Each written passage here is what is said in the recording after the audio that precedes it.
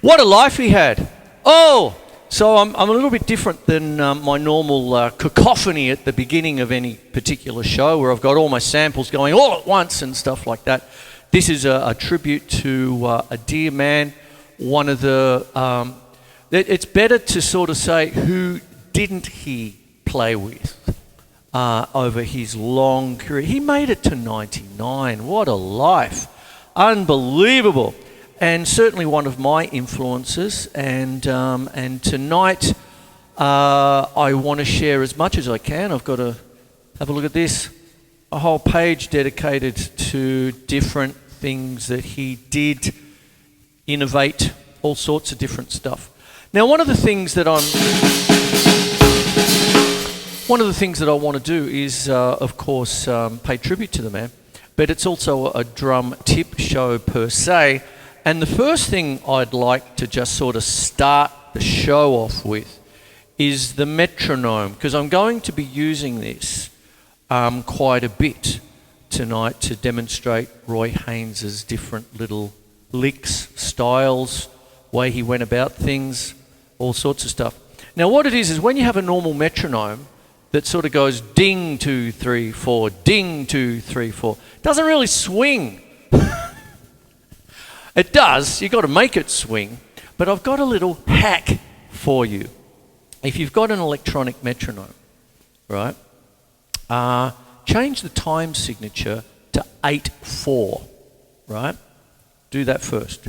Put the bell on 1, have the normal click on 2, but then take out 3, and then put the click back in on 4, and then that's 1, 2, 3, 4.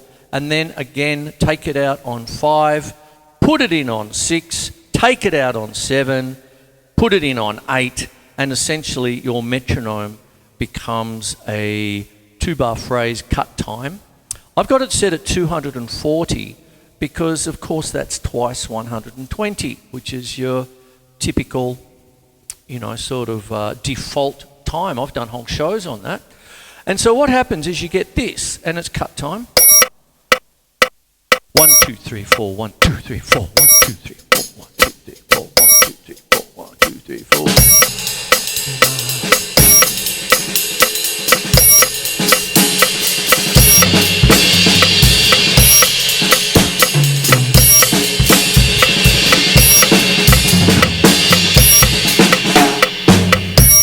There it is. So I'll be coming in and out. I wanted to do that first, get it off, get it at the get-go.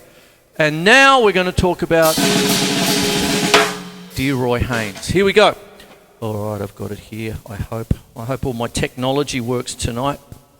Oh, Roy Owen Haynes, March 13, 1925 to November the 12th, 2024, only 3 days ago, was an American jazz drummer. In the 1950s, he was given the nickname Snap Crackle, because he could pop, I don't know. He was among the most recorded drummers in jazz in a career spanning over 8 decades. Count them. He played swing, bebop, jazz fusion, and avant-garde jazz. In my research, I've spent all day just listening to him. And in one of the interviews, he said, I'm not really comfortable with labels. I don't really like them. I just play the music. And but there's the labels. He is considered to have been a pioneer of jazz drumming. There it is. Now, regular watchers of the show will know that this is live. And then what I will do is take it away, put up insets, backdrops, blue screen stuff, little demos perhaps, and all sorts of things. And little throws, all sorts of stuff like that. And I'll have that up tomorrow, and then for Channel 31, Wednesday week is how it works for those who might be tuning in for the first time, given that I do this on YouTube now. There you go. Now, as I said, born March 13, 1925, Boston, Massachusetts, and died November 12th, age 99. At Nassau County, New York. Jazz musician, drums, years active to 1942 to, it's got here 2011, but I've seen him play since then. I saw him one night on David Letterman, and I went going, that's Roy Haynes. How old is he? He's about 95 then or something. Or maybe it is 2011, because David Letterman actually probably finished around then. Anyway, I ramble.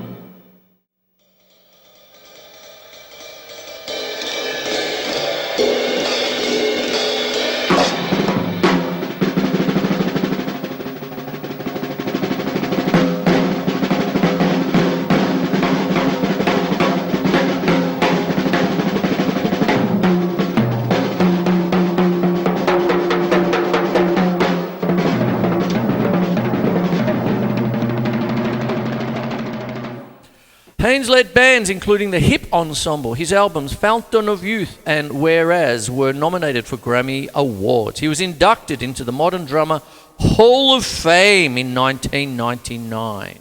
His career, his younger brother actually, Michael Haynes, became an important leader in the African American community of Massachusetts, working with Martin Luther King Jr. during the Civil Rights Movement, representing Roxbury in the Massachusetts House of Representatives, and for 40 years serving as pastor for the 12th Baptist Church, where King had been a member while he pursued his doctoral degree at Boston University. Haynes made his professional debut in 1942 in his native Boston and began his full-time professional career in 1945. From 1947 to 1949, he worked with saxophonist Lester Young, and from 1949 to 1952 was a member of saxophonist Charlie Parker's quintet. He also recorded at the time with pianist Bud Powell and saxophonist Wardell Gray and Stan Getz. I was looking at one of his solos with Stan Getz today, and I'm going to talk about that in a bit as far as style. From 1953 to 1958, he toured with singer Sarah Vaughan and recorded with her. In the 1950s, he was given the nickname Snap Crackle. There it is. All right, I'm going to break there, and then I'm going to start playing. So what happens is that the aforementioned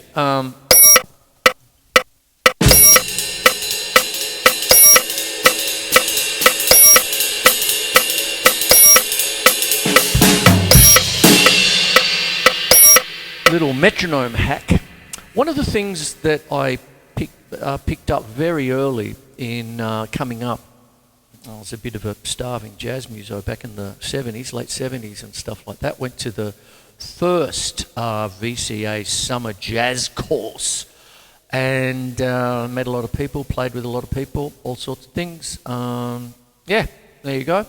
And I actually... I got a job, therefore I could get a credit card, and I blew it out on jazz albums. And one of them that I had was Chick Corea's Now He Sings, Now He Sobs, which is Chick Corea's first really solo album as a trio. And Miroslav Vicious was on bass, and Roy Haynes was on drums, and the very first... And I went, what's that? And I later found out it was a flat ride cymbal. And I don't have one. I've had two in my life, and Kevin Denali, if you're watching, you've got my Peisty Sound Formula one, and I should have driven over and picked it up for tonight's episode. But he had this beautiful flat ride. I'm going to do a little inset there for a flat ride. It used to be over here, but now I've got a big-ass 22-inch China. Big vinyl crash ride, which isn't quite Roy Haynes' sound. It's the flat ride we want. So I've got the sand ride here.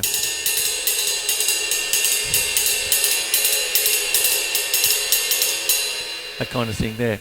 Now, one of the things that Roy Haynes did, I mentioned before, he played with Sarah Vaughan for a long time.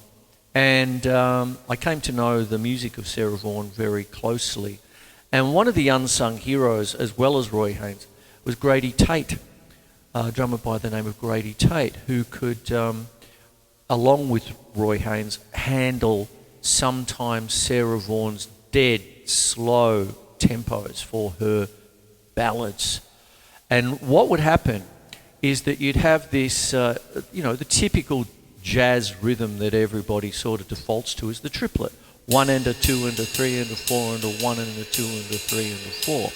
But one of the first things that I noticed with Roy Haynes, especially with his work with Chick Corea, but I mean it's his right hand, so it's with everybody, is the tendency to clip it like it'd be...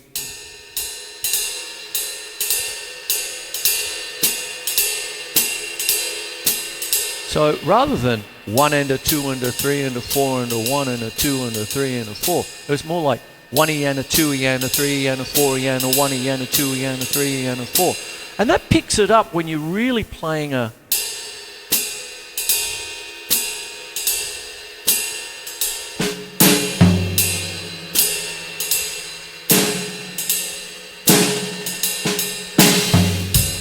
And lo and behold, it's in Advanced Techniques with Jim Chapin. And a lot of people would say, I'm never going to need that. Yes, you will. And there you go.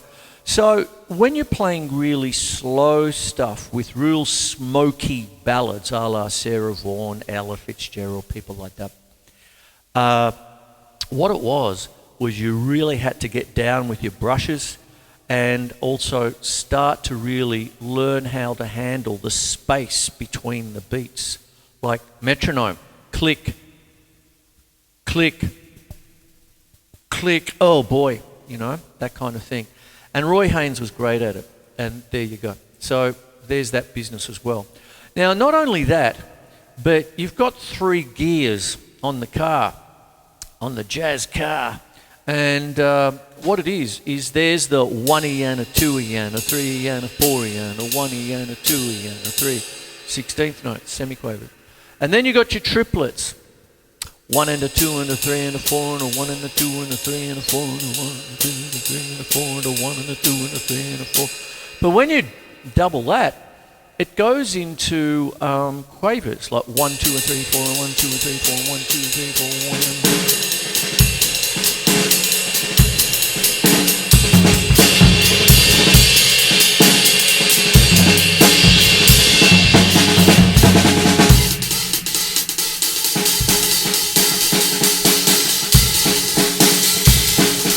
Now, Roy Haynes, when you're listening to him with people like Stan Getz and then Chick Corea and the last thing I listened to was a more, recent one in the sense that it was 1990, was Pat Metheny and Dave Holland. I love Dave Holland. I roadied him once in my Ford XY wagon, and I wish I had a photo, but it wasn't like today where we took 20 photos in a day just because we had a hamburger. I didn't take any photos with him, but I roadied him. He was a gentleman, David Holland, and what a strong, beautiful bass player he is. Oof. Oh, I love his stuff with Jack DeJohnette too. Anyway, getting back on track with Roy Haynes.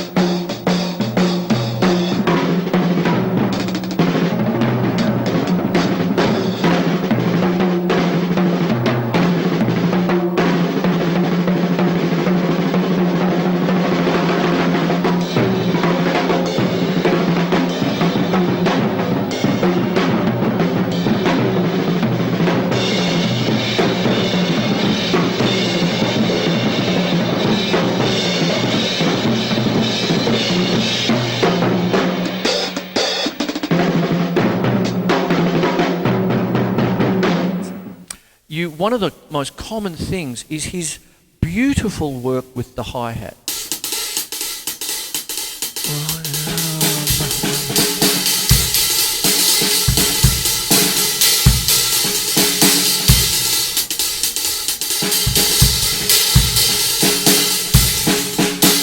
Oh, 240 again.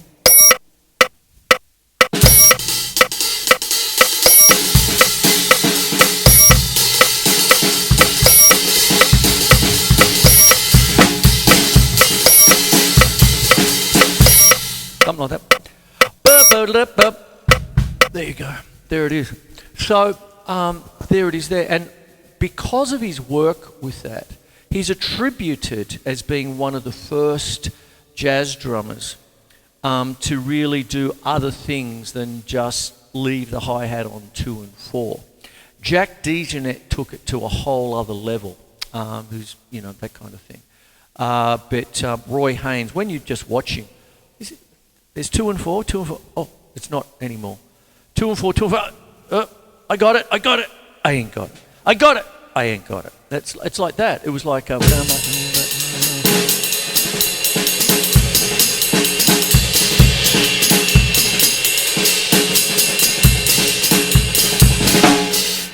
kind of thing there. And it really provides another voice. You've got four-way independence, you see. Now, when you're talking about that and his contemporaries like Art Blakey, Max Roach, all that stuff, what you have is a couple of drummers there, and Papa Joe Jones before them, that Roy Haynes cites as one of his, early, it's Papa Joe Jones, that kind of thing. with those people, Max Roach had this incredible independence. It's almost like he was cut in half down the middle. And there was this solid ride, solid hi-hat. And then the things he did in between was like, what? And I've mentioned him, I only mentioned him last episode. And the episode before that, I think, too. But what goes on is that with Roy Haynes, he started to do other things with the hi-hat. And that's his thing. Now, along with that, with the hi-hat style that he had, he's the first to break the 2 and 4.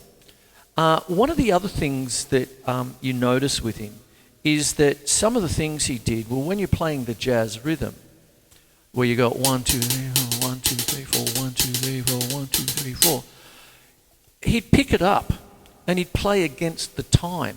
Like it might be 1, 2, 3, 4, 1, 2, 3, 4. But then he put in a hemiola, you know, that kind of thing. It was like. And one of the little licks that he kept coming back to was this. Like, I was like.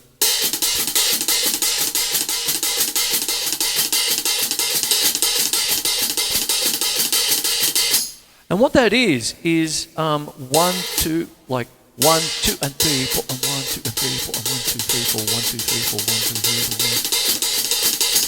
4, 1. Oh, super fast.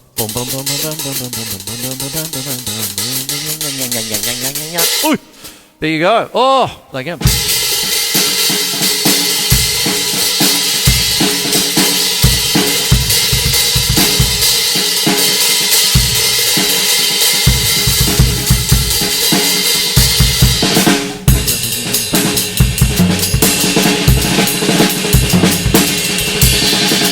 Oh, there you go. And so there's that. I'll do it slowly.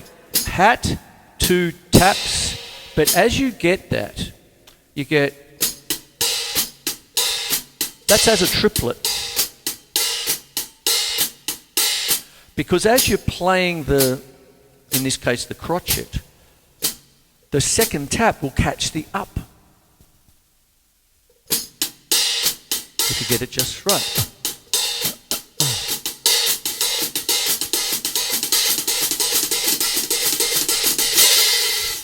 Here we go. Ooh.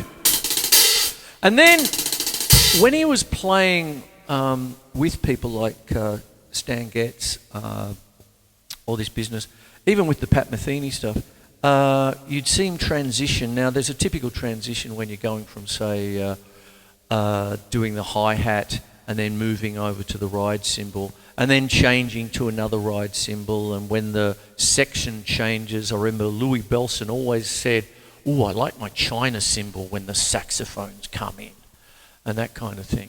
And I always remember also with the City of Essendon band, when we were doing all the Glenn Miller and stuff like that, the brass was always pointy, like pop, pop, pop, pop, pop, pop, pop, pop, pop, pop, like that. And one of the things that I found that when I was playing, at least for me, you could hear it like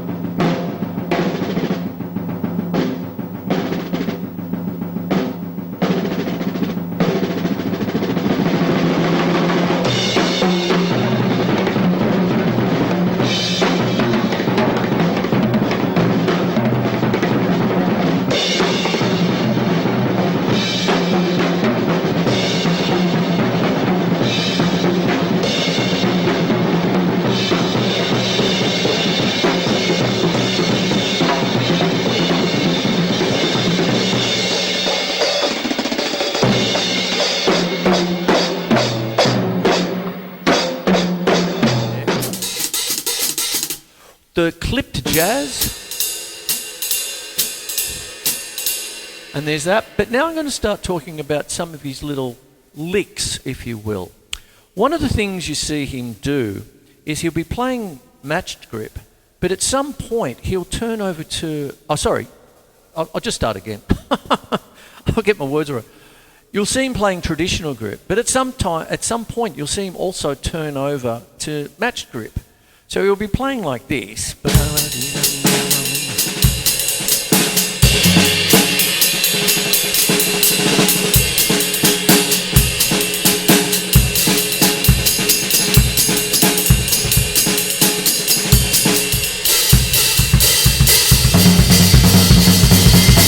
And there's this lick where he does unison work, and you'll always see him, nearly every solo I saw today, and what I've got on vinyl, you'll hear it as well. I've got the Coltrane stuff when Elvin Jones had to go away for a little while. And I just asked the Ms. Siri, who played drums while Elvin Jones was away, and it came back Roy Haynes. So there's a lot of Roy Haynes with any of your Coltrane albums during that certain period of time. And whenever you're listening to that, you're hearing two hands in unison, whether it be 1, 2, 3, 4 piece, or later on when he went to a 5 piece. I know Dear Doris here is a little bit more than a 5 piece. How many times do I need to explain? I need the notes when I'm doing other things.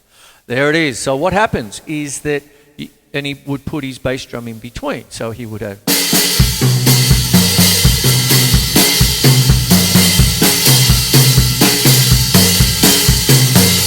And so... And then...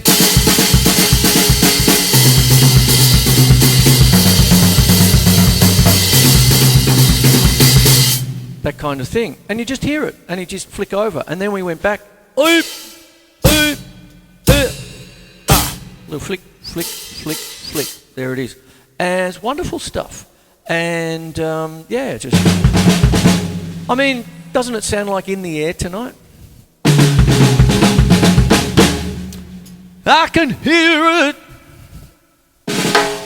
Anyway, there you go. So, stick to your 4-piece, Chris.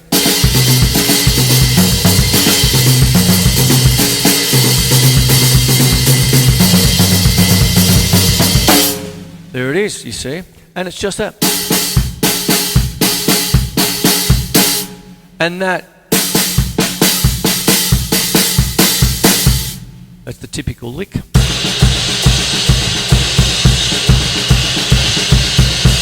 Whatever it might be.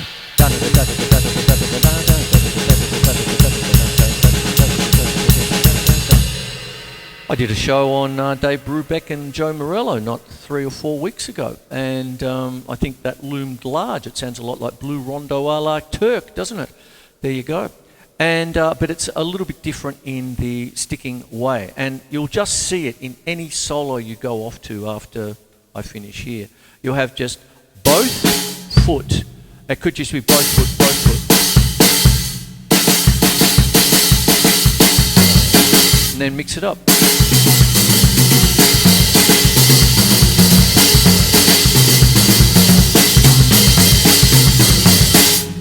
And the other one was Lick of the Century.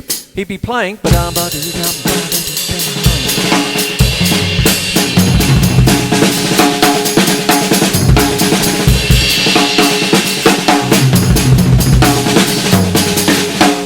And then he'd do it. What he was really good at, it's a really funny thing. You've got to watch it. You've got to count it yourself. Trading fours. When he was doing trading fours and stuff. I mean, when I was watching the Pat Metheny one, that's the freshest to mine. But even with the Stan Getz and then before that, he'd blur the lines. He'd go over the 4-bar phrase into the 5, and it'd blur into the saxophone coming in. So instead of chop and then chop and then chop, it started to be like, you got to be on the ball. 1, 2, 3, 4, 1, 2, 3, 4, 1, 2,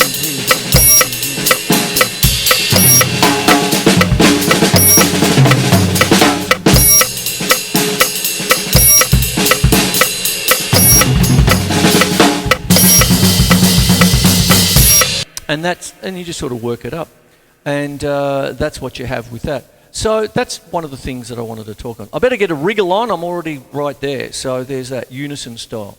Right hand tom with the bass drum. He seemed to have a great little thing with that. Now I'm going to talk about one other little thing he did with that. What I was doing there was just the hi-hat, match grip, rear end out, sort of thing. Just a flick. It's just a flick he does. And there's that, and it's just the right foot going with the hi-hat washy. Now here's a little other thing that he did with his hi-hat. If you do it, put the feet together, and then you do the same thing, right?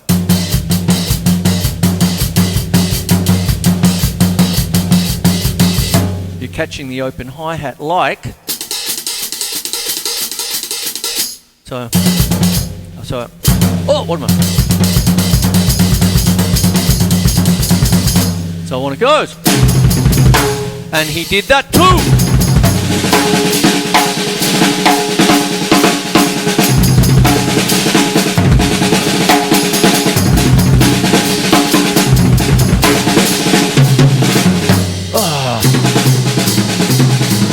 Another one was double stroke rolls that he did at a later concert. That was with Chick Corea, I think.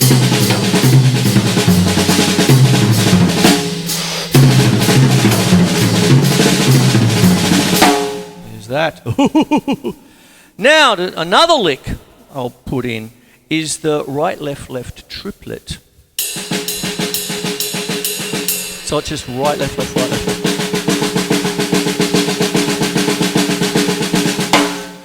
You get it there. One of the most used rudiments. And then what he does, he puts in the bass drum.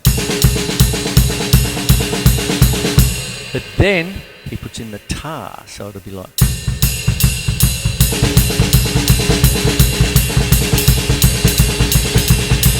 And then the rhythm, the jazz rhythm...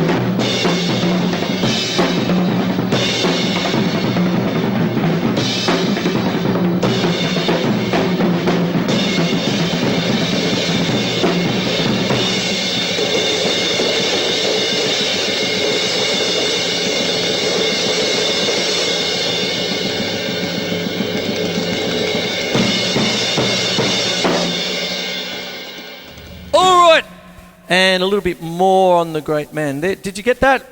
Get it? Got it? Good. All right, there you go. A little bit more. A tribute song towards Haynes was recorded by Jim Keltner and Charlie Watts of the Rolling Stones. And he appeared on stage with the Allman Brothers Band in 2006 and Paige McConnell of Fish in 2008. Age seems to have just passed him by, Watts observed. He's 83, and in 2006 he was voted Best Contemporary Jazz Drummer in the Modern Drummer magazine's rating poll. He's amazing, as he is, and that's why we're doing the show here for him tonight. How's this for a little sideways thing? In 2008, Haynes lent his voice to the open-world video game Grand Theft Auto 4 to voice himself as the DJ for the fictional classic jazz radio station Jazz Nation Radio 108.5. His last album, Roy LT, a little play on his name, was released in 2011. So I must be right. I probably got it wrong with that David Letterman reference. He passed away a few days ago. He had just a long, wonderful life. Made it to 99, and there you go. And just one of the greats. I mean, when you're talking about jazz drumming, he's just one of the greats. You know, you just put him right there with Elvin Jones, Tony Williams, Art Blakey. Oh, the list goes on, you know, Max Roach, everybody else. And so what happens is that when you're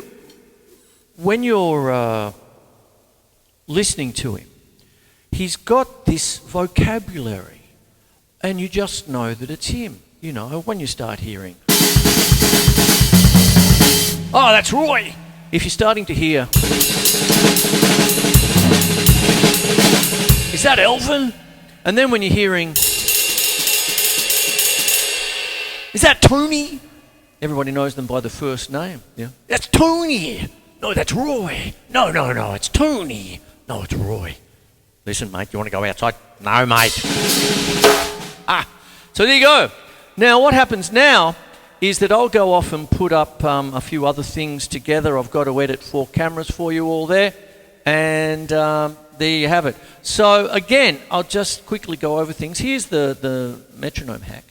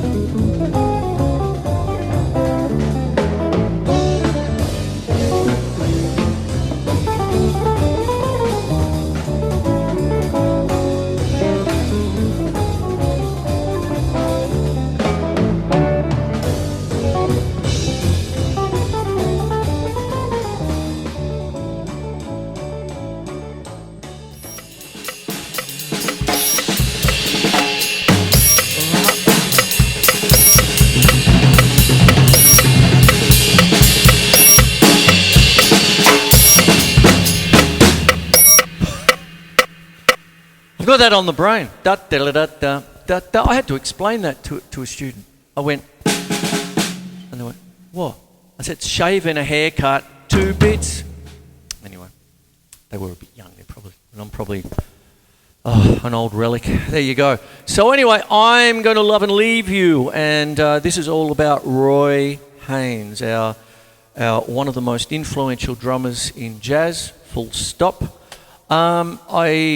There's three things I'm actually going to quickly bring up, just to finish off.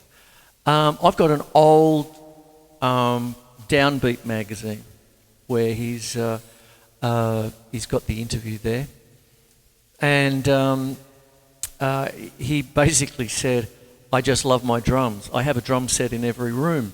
And I went, "I want to do that," and I nearly have. It's taken me a long. Dear me. No wonder I'm on the Goombacks. Anyway, so what happens is, yes, throw your money in the right places.